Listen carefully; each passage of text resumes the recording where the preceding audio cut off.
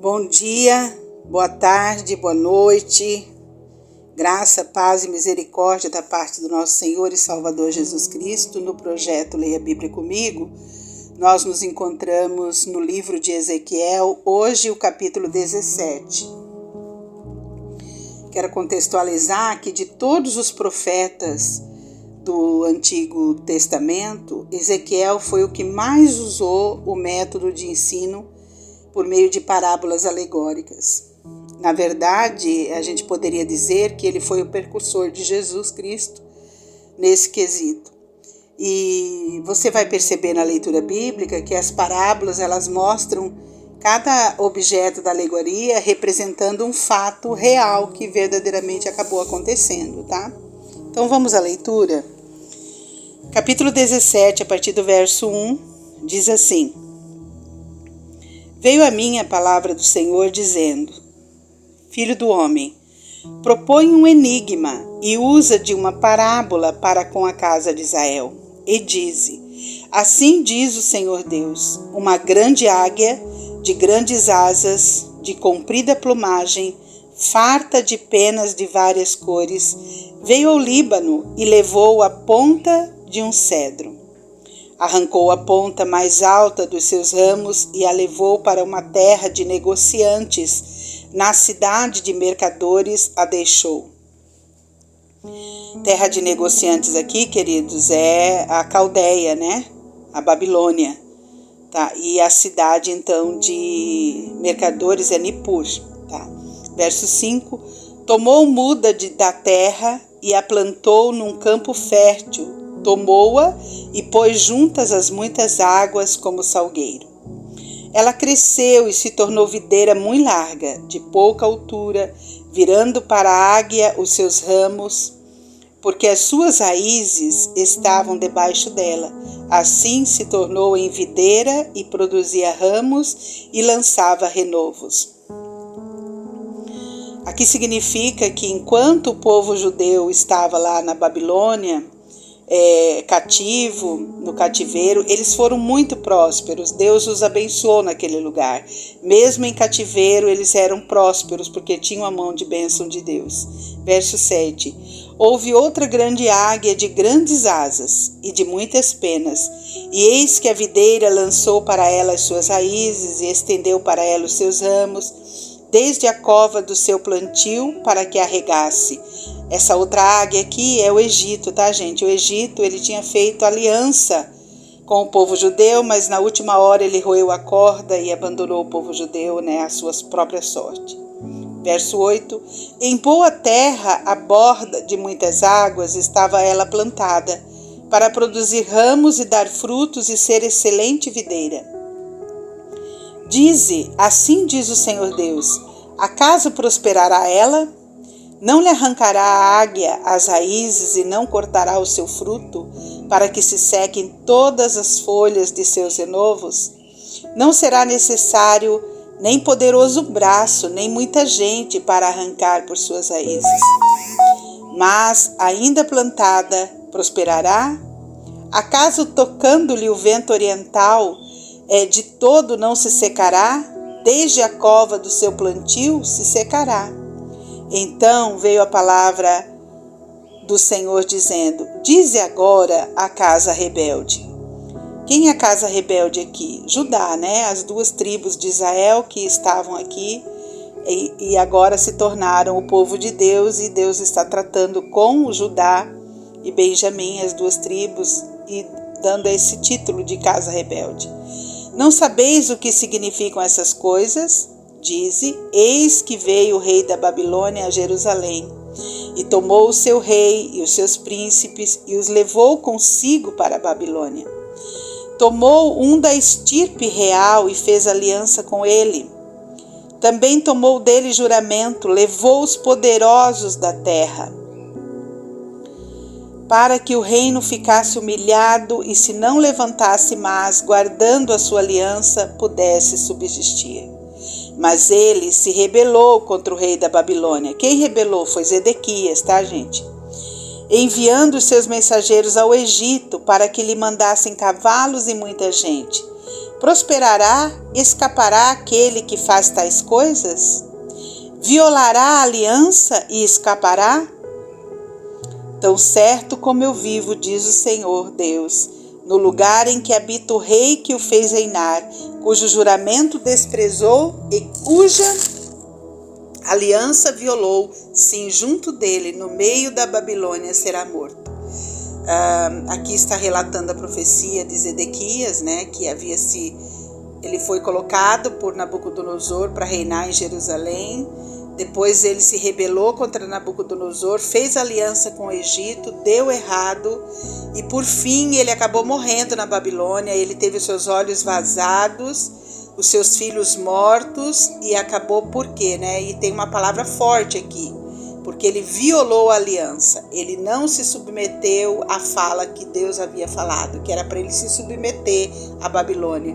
Ele violou a aliança e por isso aconteceu todo o mal com ele.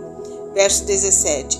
Faraó, nem com grande exército, nem com numerosa companhia, o ajudará na guerra, levantando tranqueiras e edificando baluartes para destruir muitas vidas.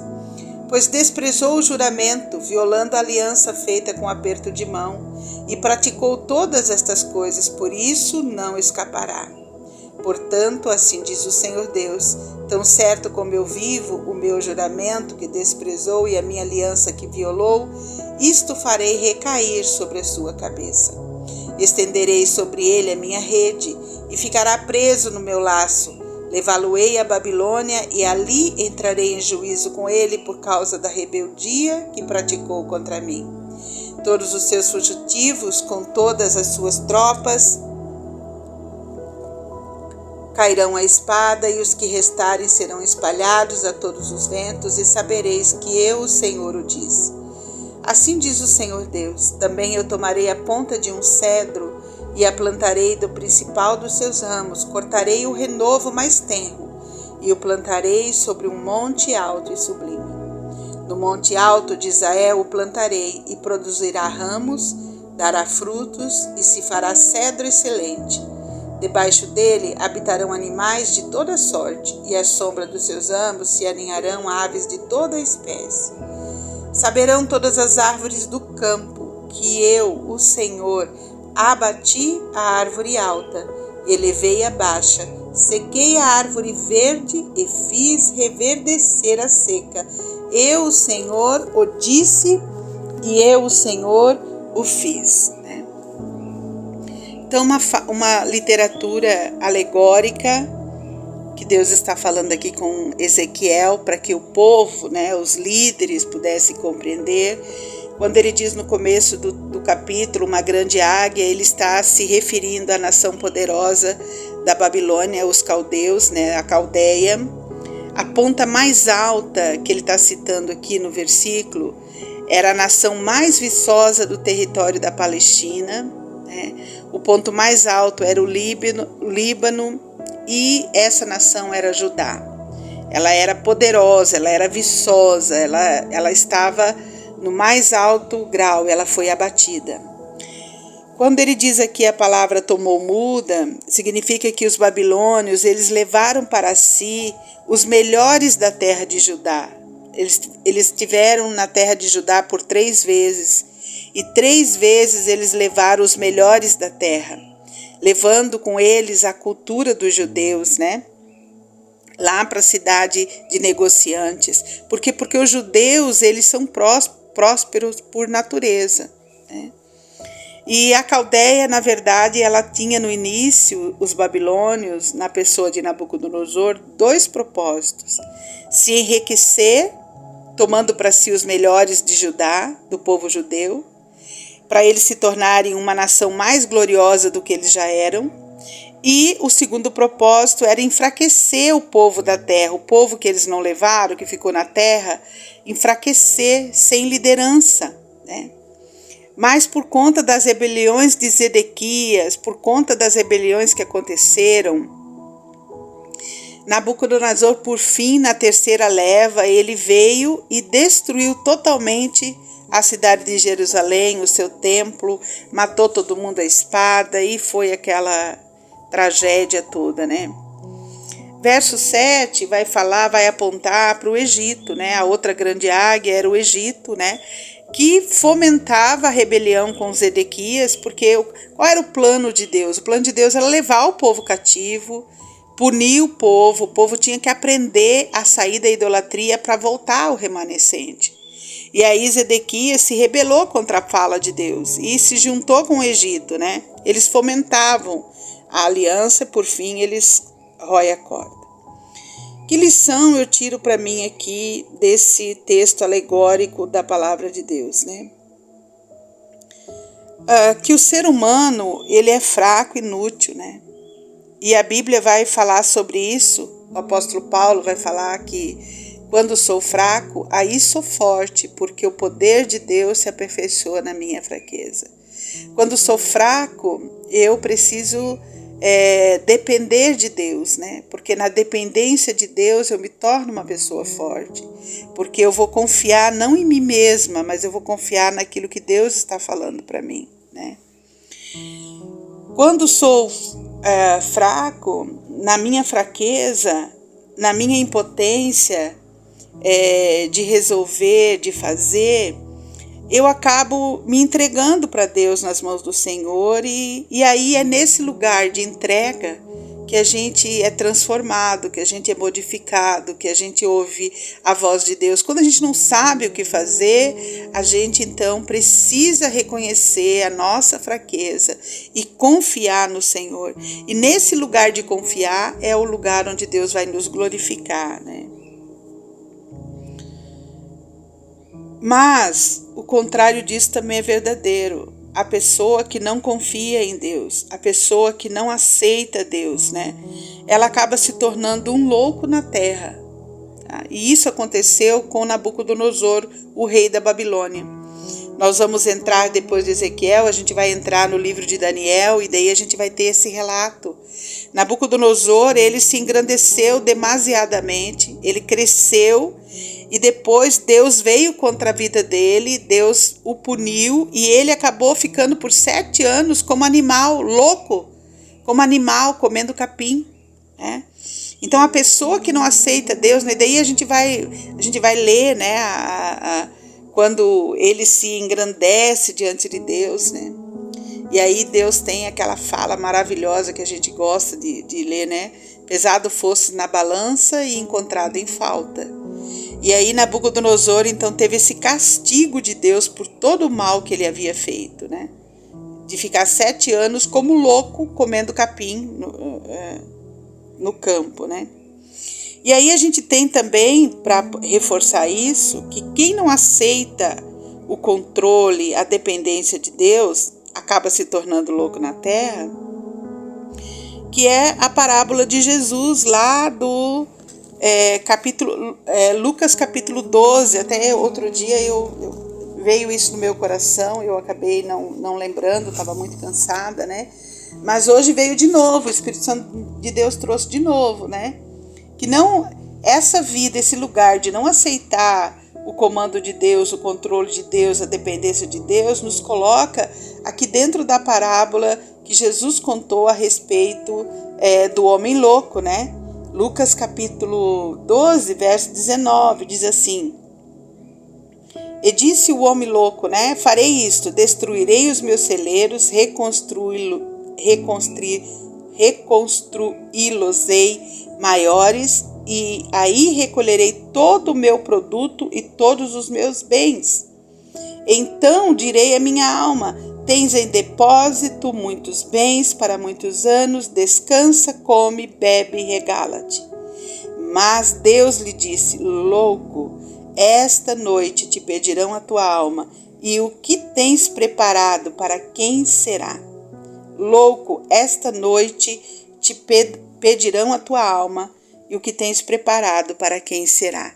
Assim, versículo 21, é aquele que entesoura para si mesmo, não é rico para Deus, né? Então, o lugar de independência é um lugar que nos torna loucos, né? Aos olhos do Senhor. Mas o lugar da dependência, quando eu me vejo fraco, impotente, eu preciso depender de Deus, confiar nele, entregar o meu caminho ao Senhor, né? Como diz o salmista no Salmo 37, versículo 5, entrega o teu caminho ao Senhor, confia nele e ele tudo fará. Vamos orar? Querido Deus, amado Pai, nós te louvamos, te adoramos nessa manhã. Obrigada, Pai, pela leitura da tua palavra. Obrigada porque todo dia o Senhor traz coisas novas ao nosso coração, o Senhor nos orienta, mesmo quando estamos com decisões para serem tomadas, que não sabemos o que fazer. Pai querido, nós reconhecemos, Pai, a nossa fraqueza, e na nossa fraqueza o teu poder se aperfeiçoa em nós, nos dando orientação, nos dando direção, Pai. O Senhor conhece o nosso coração, Pai. Muito obrigada, Deus. O Senhor sabe, Deus, de tudo aquilo que estamos vivendo, Pai, tudo aquilo que preciso resolver na semana que vem, nessa campanha. Eu coloco diante de Ti, peço a Tua orientação. Orienta-me, ó Deus. Paizinho querido, quero colocar diante do Senhor, ó Deus, a vida dos meus filhos, a vida do meu esposo, Pai. Quero te pedir, ó Deus, que o Senhor esteja guardando e protegendo cada um, meus netos, meus genros, minha nora. Que o Senhor esteja guardando, livrando, Pai querido, da autossuficiência, Pai. Dando a eles, ó Pai, o entendimento que precisam depender de Ti, precisam confiar em Ti, Pai. Ajuda meus filhos, ó Deus, de amor a se reconhecerem, ó Pai querido, na dependência do Senhor para todas as coisas, para que eles possam, Senhor Deus, ter vitória, Pai. Abençoa, Deus, a minha família, minha parentela, Deus. Eu oro a Ti, Deus, pela minha sobrinha, Carla Fabiana, nessa luta contra o câncer. Que o Senhor esteja, Paizinho, cuidando dela, Deus, renovando suas forças, abençoando sua vida, Pai, com cura, porque Tu és o Deus Jeová Rafá. Leva ela, Pai, para esse lugar de segurança, esse lugar de dependência, Pai. Toma a vida dela nas Tuas mãos, Deus. Cuida, Paizinho querido, com cura, com força, com ânimo. Em nome de Jesus, Deus. Pai, nós te pedimos também, Senhor Deus, eu te peço pelo meu amigo, pela minha amiga. Pai querido, os de longe, os de perto, os lá da Paraíba, os daqui, os lá do Paraná, que o Senhor esteja, Paizinho, guardando, cuidando, trazendo existência, provisão. Eu não sei as suas lutas, nem suas dificuldades, mas que o Senhor possa trazer, Deus, provisão para cada um deles, Pai. Provisão, ó Deus, financeira, provisão emocional, provisão de saúde. Que o Senhor esteja abençoando, Paizinho querido, cada um deles, ó Pai. Abençoa, Deus, meus irmãos e minhas irmãs, ó Pai. Cuida, Deus. Acrescenta dias de vida para o meu Pai. Nos ajuda, Senhor Deus, a compreender os Teus desígnios, os Teus propósitos, Pai. Nos ajuda na missão de levar esperança ao coração da criança, Pai. Nos dá os recursos necessários, os recursos financeiros, Pai, para continuar o projeto, até quando o Senhor nos permitir, Pai. Nos dá inteligência emocional para lidar com todos aqueles que trabalham conosco. Nos dá a sabedoria do céu para resolver os problemas, Pai. Nos ajuda, Senhor Deus, a fazer sempre o nosso melhor, ó Pai. Toma o nosso dia, o dia de hoje, Senhor, agora que nós vamos partir ali, Pai, para o atendimento do Ingo, que o Senhor esteja conosco, vá à nossa frente, prepara, Deus querido, os médicos, prepara o hospital. Pai, em nome de Jesus, nós entregamos tudo nas Tuas mãos, Pai. Quero também te pedir, Deus, um pedido todo especial. Quero pedir pela vida do pastor Marcos, Pai. Ó Deus, consola aquele coração, dá ânimo e força, Pai, para Edileuza. Cuida, Pai, daquela família ali, Deus, nessa luta contra esse câncer, Pai, essa doença tão triste, tão terrível. Que o Senhor esteja ali, Pai, provendo na vida deles, Pai, levantando pessoas, levantando os recursos, Pai, necessários. Que o Senhor os abençoe com cura, Pai, em nome de Jesus. Nós oramos também, Deus, a Ti, pelo evento dos homens da nossa igreja hoje, que o Senhor esteja direcionando, que o Senhor esteja falando, que o teu Santo Espírito possa se derramar na vida de cada homem que virá nesse encontro, dando sabedoria ao nosso pastor, cuidando de todas as coisas, Pai. Derrama teu amor, Pai, sobre esse dia. Pai, sê conosco, Pai, nos abençoa, Pai querido. Ó Deus querido, abençoa, Pai, Marluce Zé Gomes, lá na Paraíba. Deus, eu oro por ela, pelo seu coração, por aquilo que o Senhor tem feito na vida dela, que o Senhor continue a abençoar aquela família, Milena, Diego. Deus, abençoa aquela família, Pai.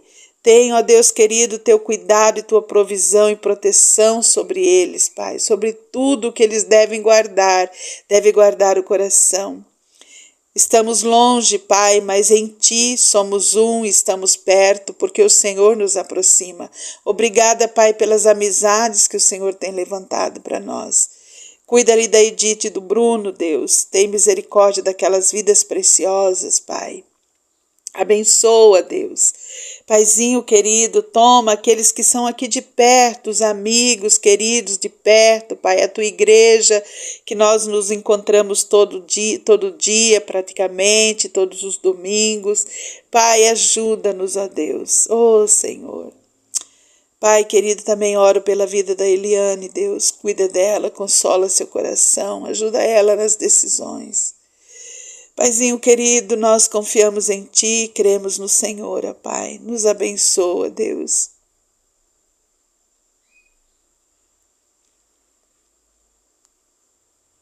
Me sustenta, Pai. Me guarda, me cuida. Ajuda, Senhor Deus, na minha saúde, que o Senhor me renove a cada dia. Que eu sempre fique firme, Pai, com o Senhor. Que eu não desvie o meu olhar nem para a direita nem para a esquerda, mas que eu olhe para Ti, Senhor, para todas as coisas, Pai. Deus querido, que a minha vida esteja sempre alinhada contigo, Pai. Porque eu sei que no lugar do alinhamento com o Senhor, a bênção, a vitória, e não importam as circunstâncias, Pai. O Senhor é conosco e eu quero sempre confiar em Ti. Pai, é no nome de Jesus que nós oramos. Amém, Senhor. Querido, seja Jesus na vida de alguém hoje e até amanhã, se Deus nos permitir.